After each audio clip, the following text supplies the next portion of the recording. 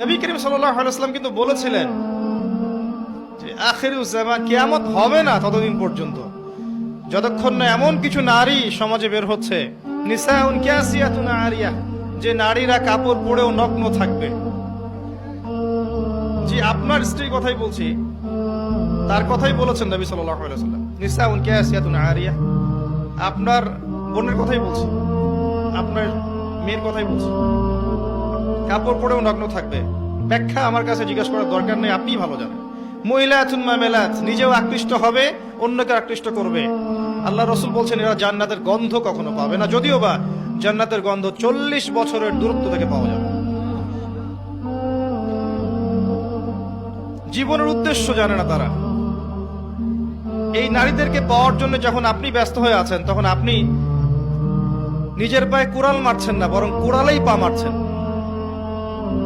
এদেরকে পাওয়ার জন্য আপনি যখন ব্যস্ত হয়ে আছেন, তখন আপনি কুড়ালে পা মারছেন, নিজের পায়ে কুড়াল মারছেন। যখন তারা আপনার ঘরে আসবে, কশ্চিনকালেও তারা ইসমাইলের মতো সন্তান জন্ম দিতে পারবে না। তাদের চাহিদা পূরণ করতে আপনার সারা জীবনটা শেষ হয়ে যাবে। আপনার চাহিদা পূরণ করতে এবং সন্তুষ্ট করতে আপনি হিমশিম খেয়ে যাবেন। দিন একদিকে চলে যাবে, দুনিয়া আর একদিকে চলে যাবে। হাজার চেষ্টা করলেও দেখবেন আপনি দিন নিয়ে চলতে পারছেন। টোটালি ফিতনাময় পরিবেশ। বিশ্বনবী পাগলের মতো একবার হাউজে কাউসারে যাবেন, একবার সিরাতে যাবেন, একবার পুলসিরাতের দিকে, একবার হাউজে কাউসারের দিকে পাগলের মতো দৌড়াতে থাকবেন। তার কোন গুনাহগার উম্মত যাতে জাহান্নামে ঢুকে না যায়, সেদিন কেউ সুপারিশ করতে পারবে না বিশ্বনবী ছাড়া। এজন্য 5 নম্বর আল্লাহ বললেন, মান যাল্লাযী ইয়াশফাউ ইনদাহু ইল্লা বিইযনিহি। কার সাহস আছে, কার এত বড় বুকের পাটা কিয়ামতের কঠিন দিন আল্লাহর সামনে দাঁড়িয়ে সুপারিশ করবে? কারো ক্ষমতা নেই, কারো ক্ষমতা নাই। বিশ্বনবী সেদিন সেজদায় পড়ে উম্মতের জন্য কাঁদবেন, সবাই কাঁদবে, নফসি নফসি, আল্লাহ আমারে বাঁচাও, আল্লাহ আমারে বাঁচাও। বিশ্বনবী বলবেন, উম্মতি উম্মতি। বিশ্বনবী আমার জন্য কাঁদবেন, আপনার জন্য কাঁদবেন, আমাদের জন্য সেদিন কেঁদে কেঁদে জাহান্নামের দরজায় দাঁড়িয়ে আমাদেরকে টেনে টেনে জান্নাতে ঢুকাবেন।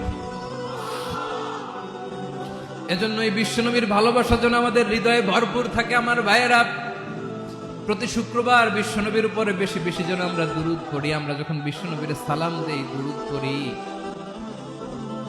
একদল স্পেশাল ফেরেশতা আছে যারা বিশ্বনবীর দুধটা নিয়ে সরাসরি বিশ্বনবীর রওজায় যায়, যে বলে অমুকের বেটা অমুক আপনারে সালাম দিয়েছে। বিশ্বনবী নিজ কবরের থেকে নিজেই সালামের উত্তর দেয়।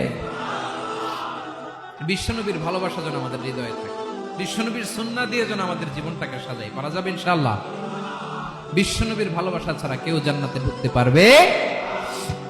বিশ্বনবীর পক্ষে আমরা বলবো, বিশ্বনবীর পক্ষে আমরা লিখব, বিশ্বনবীর জন্য আমরা আমাদের কলিজার রক্ত বিলিয়ে দিব, ঠিক কিনা বলেন? আপনার অন্তরে দুঃখ, কষ্ট, হতাশা, আপসেট হওয়ার মানসিকতা, ফ্রাস্ট্রেশন কিছু আল্লাহ রাখবো না। ওয়ালা সাউফা ইউতিকা রাব্বুকা ফাতারদা, অচিরেই এমন এমন জিনিস আমি আল্লাহ আপনারে দেব, আপনি খুশি হয়ে যাবেন। হতাশ হওয়া যাবে না, নিরাশ হওয়া যাবে না, হাল ছাড়া যাবে না, ভরসা রাখতে হবে কার উপর? আল্লাহ। বিশ্বনবী ইয়াতীম ছিলেন, জানেন সবাই। মায়ের পেটে থাকতেই বাবা নাই। 6 বছর বয়সে মা নাই, দাদার কাছে মানুষ হলেন। 8 বছর বয়সে দাদাও নাই, চাচার কাছে মানুষ হলেন। তার মানে ইয়াতীম ছিলেন, ঠিক কিনা? আপনি ইয়াতীম ছিলেন, আমি আপনার আশ্রয় দিয়েছি।